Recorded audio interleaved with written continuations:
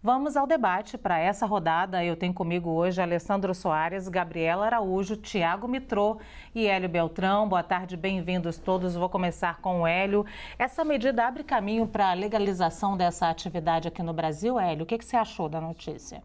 Vamos lá. Boa tarde, Luciana, Alessandro, Gabi, meu amigo Tiago. Olha, eu, em primeiro lugar, fiquei um pouco confuso. Pelo seguinte, eu entendo que no Brasil é crime o rufianismo, ou seja, a cafetinagem, você explorar a prostituição de alguém alheia, né? Você ganhar dinheiro com a prostituição alheia. Então, se estão declarando um vínculo empregatício entre essas mulheres e a casa, isso aí não me parece fazer sentido. Parece que a decisão está reconhecendo que o trabalho de rufianismo é legal quando ele não é legal. Ou estão fazendo um reconhecimento de vínculo empregatício por um outro trabalho que não a prostituição. Só faz sentido se for um trabalho diferente de prostituição. Aí pode ter vínculo empregatício. Porque senão, isso é um crime, você explorar sexualmente essas pessoas. Esses estabelecimentos não deveriam pagar encargos trabalhistas nem assinar CLT, porque são proibidos de fazê-lo, porque a atividade é um crime. Então, me parece que há uma certa confusão nisso, de que esse trabalho talvez se relacione a um outro trabalho que não a prostituição, e aí me parece fazer sentido. Senão, não faz sentido. Bom, eu vou tentar ouvir o Alessandro, porque você disse que é um crime a exploração, não a atividade em si. A cafetinagem é crime, ou seja, a exploração financeira de uma atividade de prostituição de terceiros. Se elas tiverem direitos trabalhistas... Você está dizendo o quê? Se elas tiverem direito trabalhista, você está dizendo que essa atividade é legal. Então, que ele tem que contratar essas pessoas oficialmente por uma atividade que ele está proibido de contratar. O Hélio está me confundindo muito. Vou virar para o Alessandro. Obrigada, Alessandro. Boa tarde. Desculpa, Hélio. Boa tarde, Alessandro. Boa tarde, Lu. Boa tarde, Hélio, Gabi, Tiago. Olha, essa eu vou usar um termo que eu vi esses dias, um eterno debate na sociedade brasileira e no mundo, né? Ou seja, a grande discussão aqui é, será que ao reconhecer direitos ao trabalho, ao profissional do sexo, eu estou aí legalizando ou estou incentivando esse tipo de atividade? Será que isso seria importante? E aí nós temos uma bifurcação. Existem aquelas pessoas que vão dizer o seguinte, olha, não é interessante legalizar, aliás, vale dizer, existe um projeto no Congresso Nacional, acho que não é só um, mas vários projetos no Congresso Nacional para legalizar, ou melhor, regulamentar a profissão.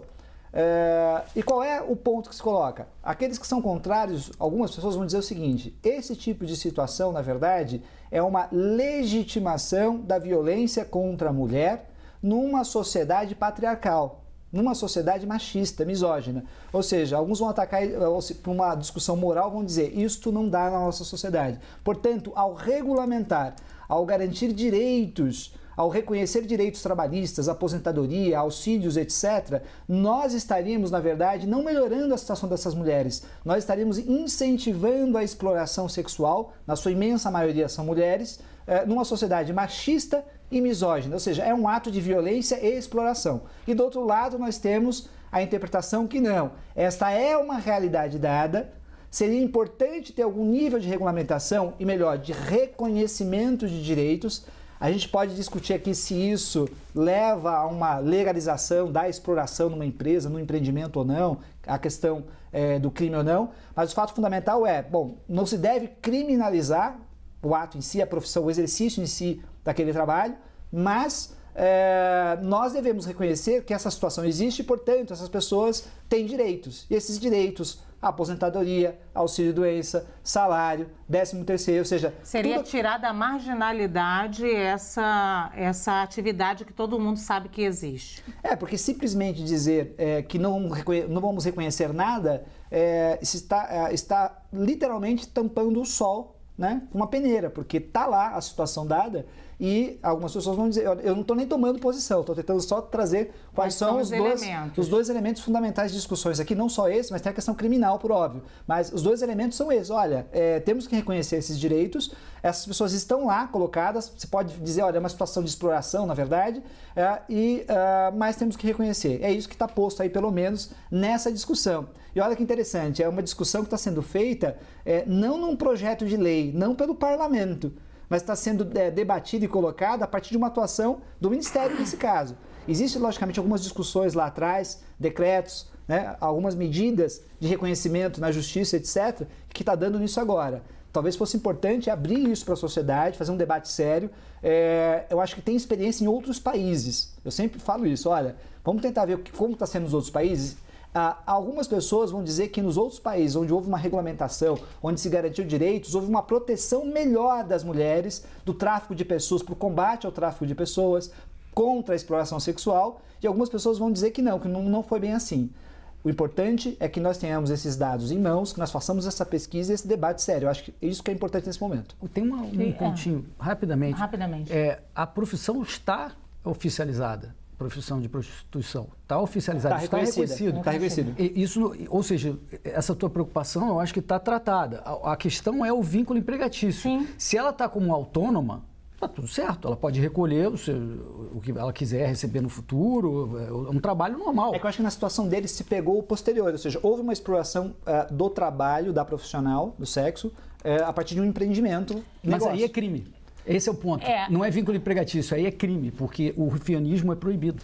Vocês de casa devem estar entendendo a discussão. Por favor, mandem a opinião para a gente aqui na hashtag O Grande Debate, mas a questão existe a profissão, a profissional do sexo, ela não é criminalizada, essa profissão existe, mas quando ela atua em um setor, em um local, aí tem alguém que poderia estar explorando sexualmente o outro, e explorar sexualmente o outro é crime. Mas existiu agora essa medida inédita, então, no Brasil, em que as 3 profissionais do interior de São Paulo vão ter direitos trabalhistas reconhecidos. E assim, a gente abre precedentes para outras mulheres, é claro, para outros profissionais, homens e mulheres do sexo. Queria ouvir também o Tiago um pouquinho sobre isso. Bom, boa tarde, Luciana, Hélio, Alessandro, Gabriela. Prazer estar aqui novamente com vocês no Grande Debate. Acho que temos 2 grupos de discussão. Uma é essa questão da legalização ou do reconhecimento, né, dessas casas noturnas que tem ali profissionais do sexo, como é o caso dessa casa que foi autuada aí pelo Ministério do Trabalho.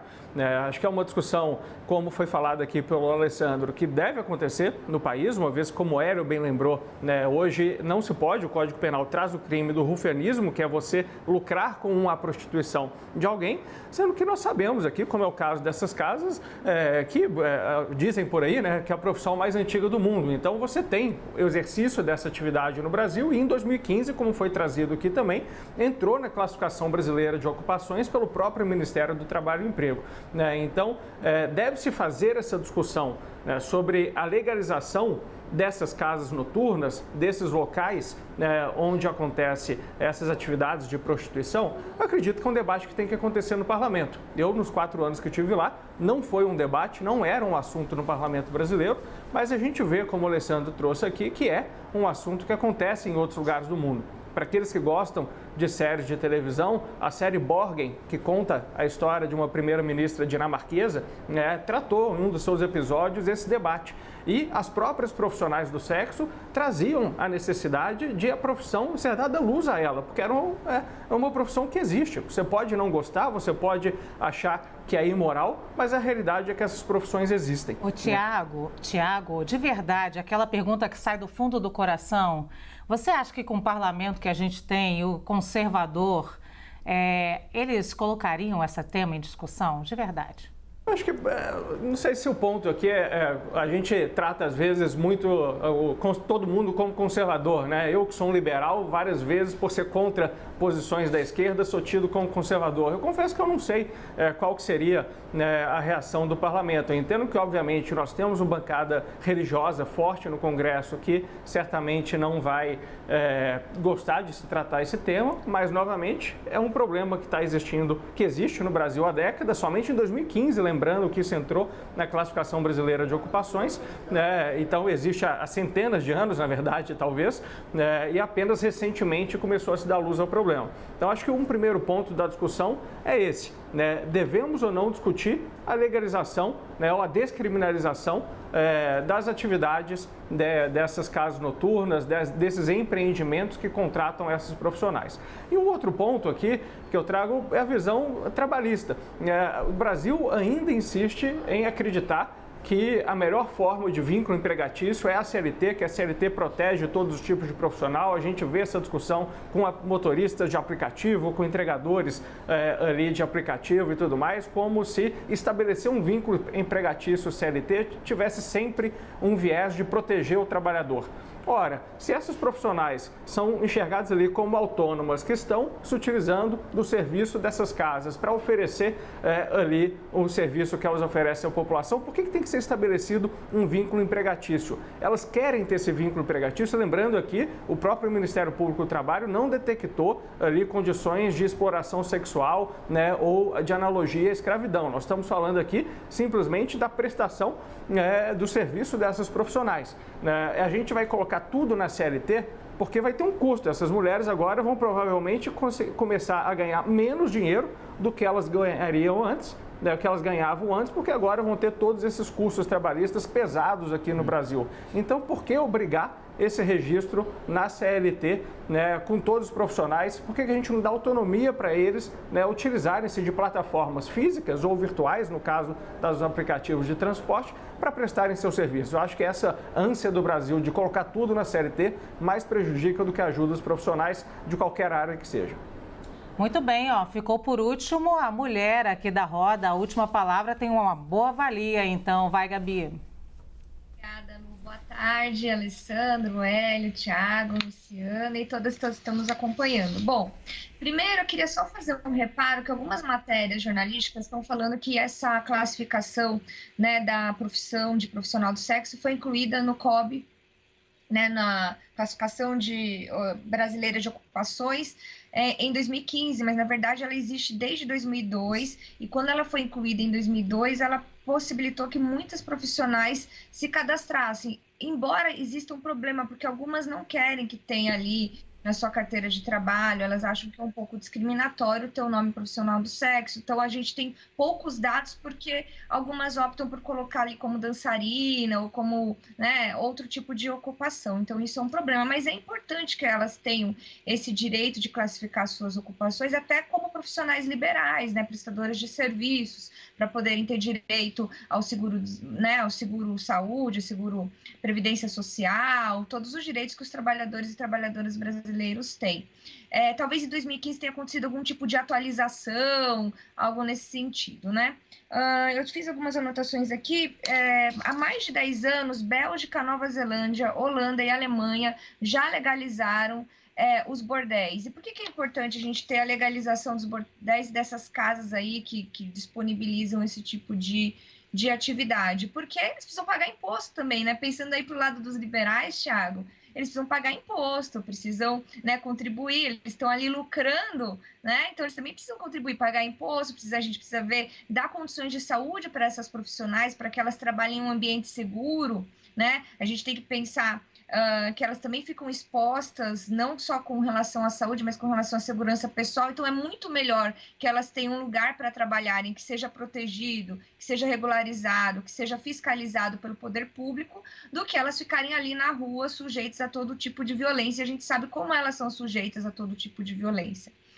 Uma outra questão é que, embora o Hélio falou, né, que é um crime, realmente, a exploração sexual, o lucro, assim, a prostituição não é crime no Brasil. Então, se a pessoa se prostituir, não é considerado crime.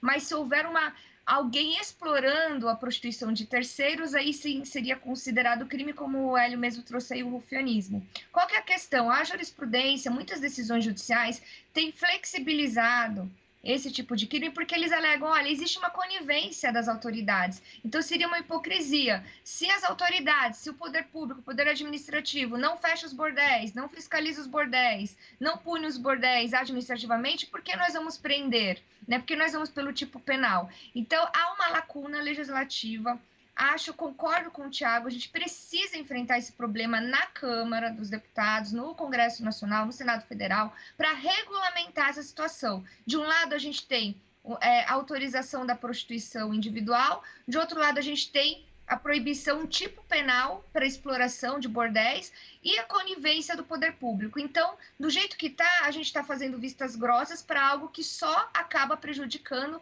as mulheres que estão ali se prostituindo de forma, continuam sendo exploradas e a gente não tem cobrança de impostos desses bordéis, não tem fiscalização desses bordéis e elas também não gozam dos seus direitos trabalhistas. Então, está tudo errado.